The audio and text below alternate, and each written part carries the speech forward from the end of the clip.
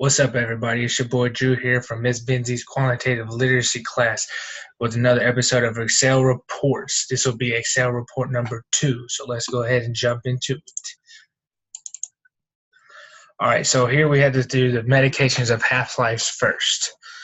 As you see here, this is the half-life of regular medications, and then we have half-life of Aleve, half-life of Adderall, and half-life of Benadryl.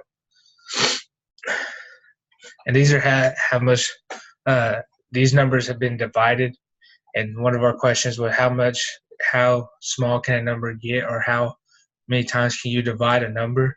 You can actually divide a number in an infinite amount of times, and then it will get so small that we use this little E right here to describe it. So we use E to define super small numbers and super large numbers. A curve that approaches a given curve but does not meet it. The asymptote starts at 100 and ends at 19, never meeting a single line. A trend line is a tool that both identifies and confirms a line or point. It connects the two or more points, then extends into the future to act as a line of support. Knowing half-lives allows you to know when to stop taking the medication before it becomes a dependency drug. Also, knowing the half-life can tell you how much longer your medication is going to last, or how much, like if I take an Aleve now, will I be ready for a meeting or something? So that can help you out in the future. And that was the first sheet, so let's go on to the second sheet. Okay, the second sheet was all about crops and health in America. So as you can see here, so we have children with autism, and we have, GM crops and stuff like that. Correlation has to do with similar relations, while causation has to do with events that are similar. They cannot be crossed because information would change the outcome of that.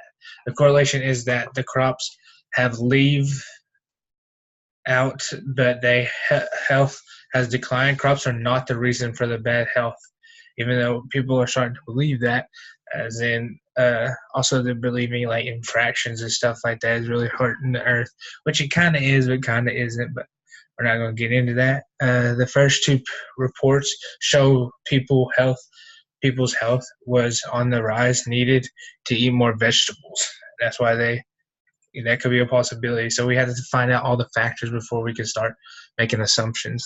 I can learn to read the labels and keep a journal of my intake. Try to wear all cotton clothing in order to change everything. So let's go ahead and go to sheet 3.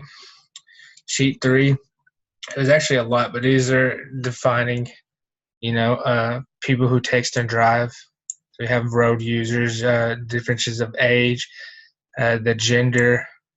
This also has a lot to do with blood alcohol level. So about drinking and driving, really. Is that fine, little thing? You would need about 1 ounce of alcohol to reach a 0.08 balance. It all depends on your weight, size, and sex. The reaction time of the victim will slow down as the alcohol level increases. And if you notice here, the reaction times for it creates a nice bell-shaped curve and shows us that no one had an extremely fast or extremely slow reaction. So like I said, it all depends on your size, weight, and sex, or your gender, to really show how much it will affect you. But this right here is actually all the different types of things that can affect you while you are driving. So you got medication, other recreational drugs, cannabis, alcohol, and negative for all substance. So this right here is the complete all of the numbers put together. It's 657, which is 59.9%. And you see here, like cannabis is only 41, so it's 3.7% of all 657. And the alcohol is actually 106, but it looks like the most is going to be medication. So just medication from your doctors really impairs you from driving more than alcohol or even weed or other recreational drugs. But these numbers right here in the middle are actually the mixture. So like this number right here is going to be alcohol and cannabis combined. And this one right here is going to be other recreational drugs, cannabis, and alcohol. And then this one's just other recreational drugs and alcohol. So it all mixes together to make the 657. But it's kind of crazy to think that your doctor's medication is more more likely to hurt you driving than alcohol or even weed. But one was asked if we should have robots driving. I really don't believe so. I think people should be driving vehicles and not computers, because computers have possible malfunctions. You know what I mean? One rainy day and you could be going off the side of the cliff or something like that. You know, if water gets into it, there's a whole lot of variations that could fall or happen and with all that stuff. So let's jump over to 4. So 4 was all about texting and driving and all the deaths and stuff like that. And if you'll notice, all the people that are 70 and older that don't really text are pretty much safe. They don't really have that many deaths with texting and driving. But as the generations go on, the deaths of driving and stuff tend to are the more people that use the cell phones through generations are increased significantly. One difference that I had was all of my bell-shaped curves go up to 50 but everything else would go to 10 when I made all these at 10%. So if you look here on my bell-shaped curves, they're really high. So when I put all these down to 10, they extended the actual graph. I believe, yeah, my second one does too. The outlier would make my mean, median, and standard deviation and coefficient variation larger than what they should be, and that threw off my whole data. An outlier can change all the data extremely. It can even make the bell-shaped curve completely straight, or no curve at all. With no curve at all. The coefficient variation represents the ratio of the standard deviation to the mean, and its useful statistics are comparing the degree of variation from one data series to another. And our charts are nearly the same when I followed that link, where 70 and older are steady rate, whereas the younger generations spike and lower rapidly. So let's go to 5. So this is all about our distribution of taxes and stuff, as you know, like the household and the wealth groups, and then the houses that were owned and stuff. Let's take a look at that.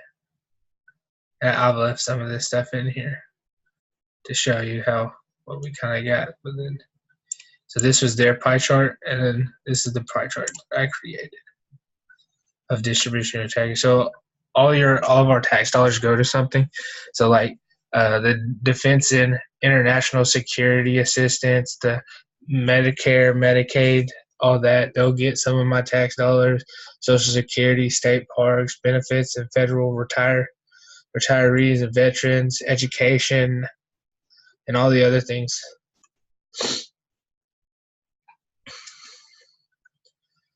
This is because there are different wages for the different households. Therefore, a wealthy household can afford more than a lower income house.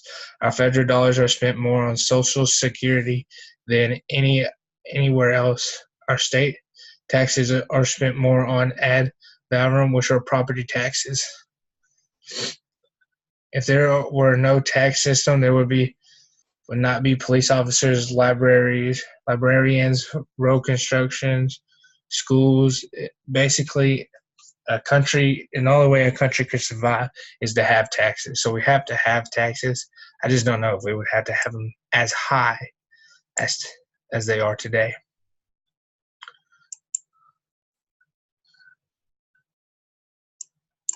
Sure. Here's some of my other pie charts that, like, here's the ones that I have recreated, property tax, incomes, and stuff like that. So these are all the Arkansas ones, and most of ours go to property taxes. And because I got a pretty big land, and our property taxes are pretty high, so most of ours going to property taxes. Not much on fees, but our second one is actually the income tax too.